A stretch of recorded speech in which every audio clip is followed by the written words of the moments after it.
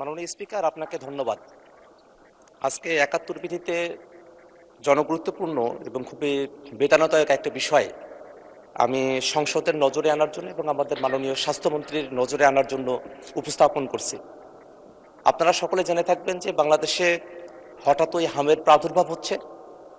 আমাদের অসংখ্য শিশু হামে আক্রান্ত হচ্ছেন এবং এখনো পর্যন্ত গত ৩ সপ্তাহে হামে সাসপেক্টেড মৃত্যুর সংখ্যা ১১৫+ এবং কনফার্মড মৃত্যু প্রায় ২০ জনের মতো গত ৩ সপ্তাহেই। এভাবে সারা দেশে হাজার হাজার শিশুরা তারা হামে আক্রান্ত হচ্ছেন। আমাদের মাননীয় স্বাস্থ্যমন্ত্রী বলেছেন যে গত ৮ বছর যাবত হামের টিকা দেওয়া হয় নাই। এই তথ্যটা আসলে সঠিক তথ্য কিনা সেটা নিয়েও যারা হামের টিকা প্রদান করে থাকেন, মাঠ পর্যায়ের কর্মীরা আছেন, তাদের মধ্যে এক ধরনের উৎকণ্ঠা বা এক ধরনের ভিন্নমত আমরা খেয়াল করেছি। সেক্ষেত্রে যদি হামের টিকা না দেওয়া হয়ে থাকে ২০২৪ বা তার পরবর্তী সময়গুলোতে, সেক্ষেত্রে কেন দ্রুত গতিতে যারা 0 ডোজের শিশুরা ছিলেন তাদেরকে টিকার আওতায় নিয়ে আসা হলো না বা তার জন্য একটা ক্যাম্পেইনের ব্যবস্থা করা হলো না, সেটা আমাদেরকে অবাক করে মাননীয় স্পিকার।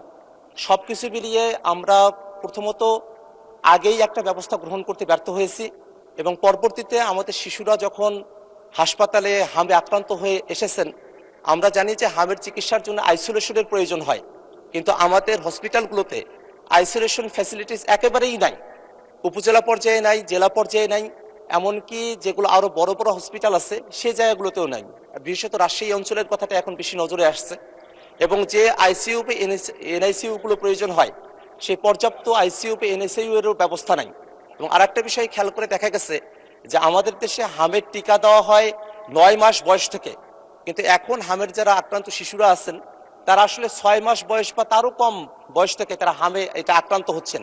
সেক্ষেত্রে আমাদের যারা সরকারের চাকরিতে যারা রোগতত্ত্ব বিশারদ যারা আছেন তারা কেন এই বিষয়টা আগে থেকে ফাইন্ড আউট করতে পারলেন না এবং সে অনুযায়ী ব্যবস্থা গ্রহণ করতে পারলেন না।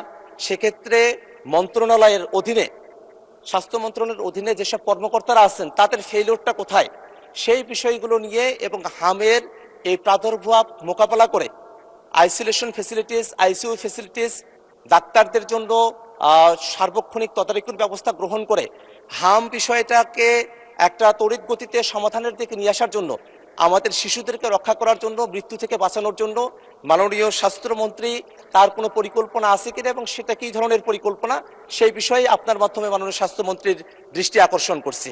ধন্যবাদ মাননীয় স্পিকার। আপনাকে ধন্যবাদ মাননীয় সদস্য। মাননীয় স্বাস্থ্য পরিবার কল্যাণ মন্ত্রী জনাব সর্দার মোহাম্মদ সাখাওয়াত হোসেনকে এই বিষয়ে তার সংক্ষিপ্ত বিবৃতি দেওয়ার জন্য অনুরোধ জানাচ্ছি। মাননীয় স্পিকার, আপনাকে ধন্যবাদ। মাননীয় সংসদ সদস্যকে এই গুরুত্বপূর্ণ বিষয়টিতে নোটিশ প্রদানের জন্য আমি ধন্যবাদ জানাচ্ছি।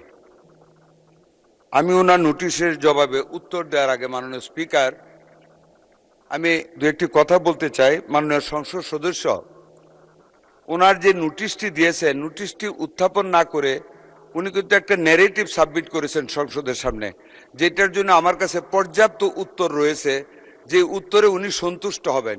কিন্তু ওনার নোটিশটা ছিল শুধু উত্থাপনটা করা এই বিষয়টিতে, ওই মিজেলসের ব্যাপারে। যাই হোক, উনি যে প্রশ্নটা, যেই উত্থাপনটা এখন করেছেন, এটা যদি পরবর্তীতে প্রশ্ন আকারে করেন আমি ওনাকে ন্যারেটিভ উত্তর দিয়ে দিব।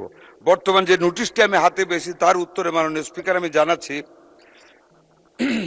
বর্তমানে দেশে বিভিন্ন দুর্গম ও জনবহুল অঞ্চলে হামের প্রকোপ উদ্বেগজনকভাবে বৃদ্ধি পাওয়ায় টিকাদান বঞ্চিত শিশুরা নিউমোনিয়া ও অন্ধত্ব সহ মারাত্মক প্রাণ ঝুঁকিতে রয়েছে। এইটা লিখে উনি নোটিশটা দিয়েছে। মাননীয় স্পিকার, আমি উত্তরটা পড়ে শোনাচ্ছি। মাননীয় সদস্য উত্থাপিত গুরুত্বপূর্ণ বিষয়ের জন্য ওনাকে ধন্যবাদ। মাননীয় স্পিকার, অতীতের সরকারগুলির সম্পূর্ণ ভুল ব্যবস্থাপনা এবং ব্যর্থতার কারণে, সরকারগুলোর বলতে ফ্যাসিস্ট সরকার এবং জাস্ট ইমিডিয়েট পাস্ট যে গভর্নমেন্ট গিয়েছে ওদেরই মিন করতেছি। মাননীয় স্পিকার, ভুল ব্যবস্থাপনা এবং ব্যর্থতার কারণে বর্তমানে হামের প্রাদুর্ভাব বৃদ্ধি পেয়েছে। দেশের সর্বশেষ হাম রুবেলার ক্যাম্পেইন 2020 সালের ডিসেম্বরে অনুষ্ঠিত হওয়ার পর দীর্ঘ 5.5 বছর যাবৎ কোনো ক্যাম্পেইন পরিচালিত হয়নি। মাননীয় স্পিকার, এখানে আপনার আপনাকে জানানোর জন্য বলতে চাই, প্রতি 4 বছর পর হাম রিবেলার এই ক্যাম্পেইনটি হওয়ার কথা ছিল প্রতি 4 বছর পর পর, মাননীয় স্পিকার। সেইটা গত 5.5 বছর যাবত হয় নাই, ফলে নিউবর্ন বেবি এবং লেফট আউট বেবিজের সংখ্যা অনেক বৃদ্ধি পেয়েছে, যারা এখন হামে আক্রান্ত হচ্ছে। এছাড়া টিকা ক্রয়, সংগ্রহ ও সরবরাহ ব্যবস্থাপনায় পূর্ববর্তী দুটো সরকারের অদূরদর্শী সিদ্ধান্ত ও দীর্ঘসূত্রিতার ফলে টিকার মজুতে মারাত্মক সংকট তৈরি হয়। এর পরিণতিতে দেশব্যাপী হামের টিকা সহ আরও 6 ধরনের গুরুত্বপূর্ণ টিকার অভাব দেখা দেয়, যার কারণে বহু শিশু নিয়মিত টিকাদান সেবা থেকে বঞ্চিত হয় এবং সংক্রামক রোগে আক্রান্ত হওয়ার উচ্চ ঝুঁকিতে পড়ে, যার ফলাফলে বর্তমান সংকট তৈরি হয়েছে। মাননীয় স্পিকার, নানা প্রতিকূলতা সত্ত্বেও মাননীয় প্রধানমন্ত্রী জনাব তারেক রহমানের গতিশীল নেতৃত্ব, বিচক্ষণতা এবং পরামর্শে আমরা টিকাদান কর্মসূচি জরুরি ভিত্তিতে এগিয়ে আনতে সক্ষম হয়েছি। আমরা গতকাল 5 এপ্রিল থেকে হামের টিকাদান কার্যক্রম শুরু করেছি। প্রথম ধাপে সারা বাংলাদেশের 18টি জেলা এবং 30টি ঝুঁকিপূর্ণ উপজেলায় জরুরি হাম রিবেলা টিকাদান কর্মসূচি শুরু করেছি, যার মধ্যে 5টি স্পটে আমি সহ আমার প্রতিমন্ত্রী সহ আমাদের কর্মকর্তাগণ আমরা সশরীরে হাজির থেকে আমরা সেই কার্যক্রম শুরু করেছি। এই কর্মসূচির আওতায় মাননীয় স্পিকার 6 মাস থেকে 5 বছরের কম বয়সী অর্থাৎ 59 মাস, 1 মাস কম 5 বছর সকল শিশুকে ক্রাশ প্রোগ্রাম হামের টিকা প্রদান করা হচ্ছে। প্রথম ধাপে 12 লক্ষ শিশুকে টিকার আওতায় আনার লক্ষ্য নির্ধারণ করা হয়েছে। মাননীয় স্পিকার, আমি অত্যন্ত আনন্দের সাথে বলতে চাই, আমাদের জন্য এটা একেবারে ফার্স্ট স্টার্ট। আমরা একটা ব্যর্থতা থেকে নিজেদেরকে নিয়োজিত করে মাননীয় প্রধানমন্ত্রীর অত্যন্ত বিচক্ষণ নেতৃত্বে টিকাদান কর্মসূচিটা শুরু করে আমাদের একটা সফলতা গতকাল হয়েছে। আমাদের লক্ষ্যমাত্রা ছিল গতকাল 30টি উপজেলায় ৭৬,০০০ শিশুকে আমরা টিকা দেব। আলহামদুলিল্লাহ মাননীয় স্পিকার, আমরা ৭৩,০০০ শিশু আমাদের এই আওতায় গতকাল টিকা গ্রহণ করেছে, যা ৯৬% অর্জন আমাদের মন্ত্রণালয়ে। আগামী 12 এপ্রিল হতে মাননীয় স্পিকার, ঢাকা উত্তর ও দক্ষিণ সিটি কর্পোরেশন, ময়মনসিংহ এবং বরিশাল সিটি কর্পোরেশন এবং আগামী 3 মে হতে সারা দেশে অবশিষ্ট সিটি কর্পোরেশন ও জেলাগুলিতে আমরা এই জরুরি টিকাদান কর্মসূচি বাস্তবায়ন করব ইনশাআল্লাহ। মাননীয় স্পিকার, টিকাদানের পাশাপাশি আমরা শুধু টিকাদান চালাচ্ছি না, এর পাশাপাশি হামে আক্রান্ত এবং ঝুঁকিতে থাকা শিশুদের ভিটামিন এ ক্যাপসুল খাওয়ানো হচ্ছে গতকাল থেকে। মাননীয় স্পিকার, জরুরি ভিত্তিতে দেশের প্রতিটি জেলায় 6 মাস থেকে 1 বছর পর্যন্ত বয়সী শিশুদের জন্য ভিটামিন এ ক্যাপসুল 1 লক্ষ ইউনিট অর্থাৎ ৭৫০০ পিস এবং 1 বছর এবং 5 বছরের কম বয়সী শিশুদের জন্য 2 লক্ষ ইউনিট 15,000 পিস করে ভিটামিন এ ক্যাপসুল জেলায় বিতরণ করা হচ্ছে, যা আক্রান্ত শিশুদের চিকিৎসায় এই সংকট মোকাবেলার জন্য অত্যন্ত কার্যকর ভূমিকা রাখবে। মাননীয় স্পিকার, ঝুঁকিপূর্ণ শিশুদের জন্য দেশের সকল সরকারি হাসপাতালে আইসোলেশন ওয়ার্ড, যেটা আপনি বলেছেন, আইসোলেশন ওয়ার্ডের ব্যবস্থা করা হয়েছে। আমাদের হাতে মাননীয় স্পিকার, এমন দোয়া করি না যে রোগী বাড়ুক, কিন্তু যতই বাড়ুক না কেন প্রত্যেকটি হাসপাতালে আইসোলেশন ওয়ার্ডের ব্যবস্থা করা হয়েছে। রাজশাহী হাসপাতালে আরো 250 আইসোলেশন বেড ব্যবস্থা করা হচ্ছে। আমাদের যদি কোনো রোগী আসে, দোয়া করেন যাতে না আসে, আমরা প্রস্তুত আছি। আইসিইউ ইউনিট প্রস্তুত আছে, আমাদের ভেন্টিলেটরও প্রস্তুত আছে। শুধু ভেন্টিলেটর না, আমাদের আইসিডিডিআর বেড, একজন ডাক্তার তাহমিদ, উনি অত্যন্ত স্বল্প খরচে, মাত্র 300 টাকা খরচে নতুন অক্সিজেন ইনফ্লো অ্যান্ড আউটফ্লোর একটা মেশিন সিস্টেম আবিষ্কার করেছে, যেটা দিয়ে যে কোনো হাসপাতালে যে কোনো সময় আমরা যে কোনো হামের রোগীকে এখন অক্সিজেন প্রবাহ দিতে পারি লাঙের ভিতরে। মাননীয় স্পিকার, ঝুঁকিপূর্ণ শিশুদের জন্য দেশের সকল সরকারি হাসপাতালে আইসোলেশন ওয়ার্ড, যেটা আপনি বলেছেন, আইসোলেশন ওয়ার্ডের ব্যবস্থা করা হয়েছে। আমাদের হাতে মাননীয় স্পিকার, এমন দোয়া করি না যে রোগী বাড়ুক, কিন্তু যতই বাড়ুক না কেন প্রত্যেকটি হাসপাতালে আইসোলেশন ওয়ার্ডের ব্যবস্থা করা হয়েছে। রাজশাহী হাসপাতালে আরো 250 আইসোলেশন বেড ব্যবস্থা করা হচ্ছে। আমাদের যদি কোনো রোগী আসে দোয়া করেন যাতে না আসে। আমরা প্রস্তুত আছি, আইসিইউ ইউনিট প্রস্তুত আছে, আমাদের ভেন্টিলেটরও প্রস্তুত আছে। শুধু ভেন্টিলেটর না, আমাদের আইসিডিডিআরবি ডাক্তার একজন ডাক্তার ডাক্তার তাহমিদ, উনি অত্যন্ত স্বল্প খরচে মাত্র 300 টাকা খরচে নতুন অক্সিজেন ইনফ্লো অ্যান্ড আউটফ্লোর একটা মেশিন মানে সিস্টেম আবিষ্কার করেছে, যেটা দিয়ে যে কোনো হাসপাতালে যে কোনো সময় আমরা যে কোনো হামের রোগীকে এখন অক্সিজেন প্রবাহ দিতে পারি লাঙের ভিতরে। মাননীয় স্পিকার, স্বাস্থ্যকর্মীদের সক্ষমতা বৃদ্ধির উদ্যোগ নেওয়া হয়েছে। মাঠ পর্যায়ে দায়িত্ব পালনরত সকল স্বাস্থ্যকর্মীদের এই জরুরি অবস্থায় সকল ছুটি বাতিল করা হয়েছে। মাননীয় স্পিকার, ইতিমধ্যে ঝুঁকিপূর্ণ এলাকায় নিবিড় মনিটরিং ও তদারকি বৃদ্ধি করা হচ্ছে। বর্তমান পরিস্থিতিতে জরুরি ভিত্তিতে টিকা ক্রয় কার্যক্রমের উদ্যোগ নেওয়া হয়েছে। এছাড়া উন্নয়ন সহযোগী সংস্থার হু অ্যান্ড ইউনিসেফ ইত্যাদির সাথে সমন্বয় জোরদার করা হয়েছে। আমরা সকল অংশীজনের সঙ্গে সমন্বয়ের মাধ্যমে কাজ করে যাচ্ছি।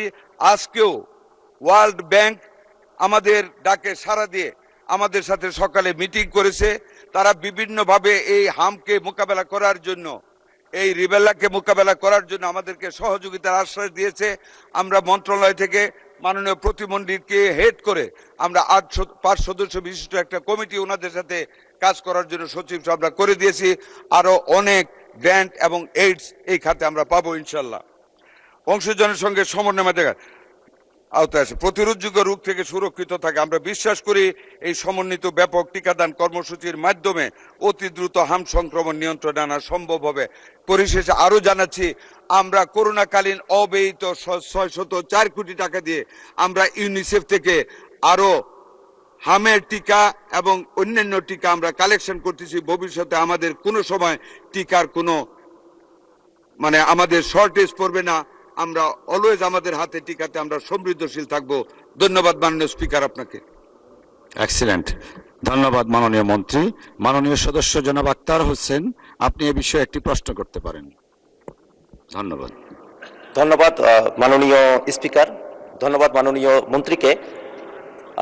টিকাদান কার্যক্রম শুরু করার জন্য আমরা সরকারকে ধন্যবাদ জানাই। পাশাপাশি একটা বিষয় একটু জানা রাখার প্রয়োজন যে মাননীয় মন্ত্রী যেভাবে আইসোলেশন ফেসিলিটিস বানানোর কথা বলছেন বা যেভাবে তিনি আইসিইউ এবং এনআইসিইউ এর কথা বলছেন, মাঠের পরিস্থিতি কিন্তু তেমনটা নয়। আমরা সোশ্যাল মিডিয়াতে এবং বিভিন্ন পত্র পত্রিকা মারফত আমরা জানতে পারছি যে অনেকেই হাসপাতালগুলোতে যাচ্ছেন, কিন্তু যাওয়ার পরে তারা আইসোলেশন ফ্যাসিলিটিস পাচ্ছেন না এবং তারা আইসিইউ ফ্যাসিলিটিসও তারা পাচ্ছেন না। এটা কি সরকারের তরফ থেকে বরাদ্দ করা হচ্ছে, কিন্তু হাসপাতালে যারা আছেন তাদের কোনো গাফিলতি বা হাসপাতাল ম্যানেজমেন্ট বা ব্যবস্থাপনা যেটা আছে তার ত্রুটির কারণে এটা হচ্ছে কিনা সে ব্যাপারে মন্ত্রণালয়ের তরফ থেকে মাননীয় মন্ত্রীকে উদ্যোগ গ্রহণ করার জন্য বলছি। আর একটা বিষয় উনি বলেছেন যে করোনার কালীন একটা বাজেট অতিরিক্ত ছিল, যেটা এখন নিয়ে এসে এখানে কাজে লাগানো হচ্ছে, তার জন্য আমরা ধন্যবাদ জানাই। এই বিষয়ে একটা প্রসঙ্গত বিষয় মনে করিয়ে দেওয়া প্রয়োজন। বাংলাদেশে স্বাস্থ্য খাতে যে পরিমাণে বাজেট বরাদ্দ করা হয় সেই পরিমাণে বাজেট কিন্তু ব্যয় করা হয় না। যেমনটা দেখা গেছে যে 2024-25 অর্থ বছরে স্বাস্থ্য খাতে বাজেট ছিল 41,407 কোটি টাকা, সেখানে সংশোধিত বাজেট হয়েছিল 29,782 কোটি টাকা, অর্থাৎ 11,000 কোটি টাকা কিন্তু অব্যবহৃত থেকে গেছে।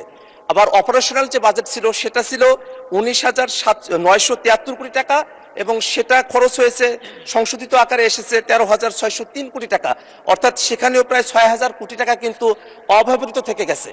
আমাদের মোট বাজেটের মাত্র 5% স্বাস্থ্য খাতে বরাদ্দ করা হয়, জিডিপির যেটা 1%-রও কম, এবং আমাদের আসলে আউট অফ দ্য পকেট পিপলের পকেট থেকেই প্রায় 70% স্বাস্থ্য খাতে তাদেরকে খরচ করতে হয়। সে ব্যাপারে সামনে বাজেটও আসছে, সেই বাজেটের সময়টাতে এই স্বাস্থ্য খাতে বাজেট বরাদ্দ করা হবে কিনা এবং যে বাজেট বরাদ্দ করা হয় তার 25% যে অব্যবহৃত থেকে যায় সেই 25% অব্যবহৃত না থেকে আরো বাজেট বৃদ্ধি করে স্বাস্থ্য খাতে আইসোলেশন ফেসিলিটিস, আইসিইউ ফেসিলিটিস এবং অন্যান্য যেসব যন্ত্রপাতিগুলো প্রয়োজন রয়েছে সেগুলোর মজুদের জন্য কোনো ব্যবস্থা গ্রহণ করা হবে কিনা আপনার মাধ্যমে মাননীয় স্বাস্থ্যমন্ত্রীর দৃষ্টি আকর্ষণ করছে মাননীয় স্পিকার। ধন্যবাদ মাননীয় সদস্য। মাননীয় স্বাস্থ্যমন্ত্রী। প্লেন্টি অফ কোয়েশ্চেন্স মাননীয় স্পিকার। নাম্বার 1 যেটা উনি বলেছেন মিডিয়াতে এবং উনি যা জানেন, আমি যা বক্তব্য রেখেছি সরেজমিনে সেটা পাচ্ছেন না।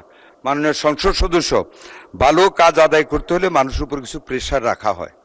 আমার মনে হয় মিডিয়া আমাদের ওই প্রেশারটাই রাখছে। আমাদের একটা হসপিটালে আইসোলেশন ওয়ার্ডের কোনো ঘাটতি নেই, আপনাকে আমি অনুরোধ করব আপনি আমার সাথে কালকে চলুন, কোনটায় দেখবেন প্রত্যেকখানে আমাদের ব্যবস্থা করে রাখা হয়েছে মিজেলস রোগের জন্য, এবং ভেন্টিলেটর আমাদের মন্ত্রণালয়ের রেডি আছে, যখন যেখানে প্রয়োজন আমরা ভেন্টিলেটরও দিয়ে যাচ্ছি। কাজে এই ব্যাপার আপনাকে আমি নিশ্চিত করতে পারি ইনশাল্লাহ আমাদের আইসোলেশন অভাব। আপনি রাজশাহীতে খবর নেন, ওইখানেও আমরা গতকাল আলাপ করেছি, আমাদের সবকিছু রেডি আছে।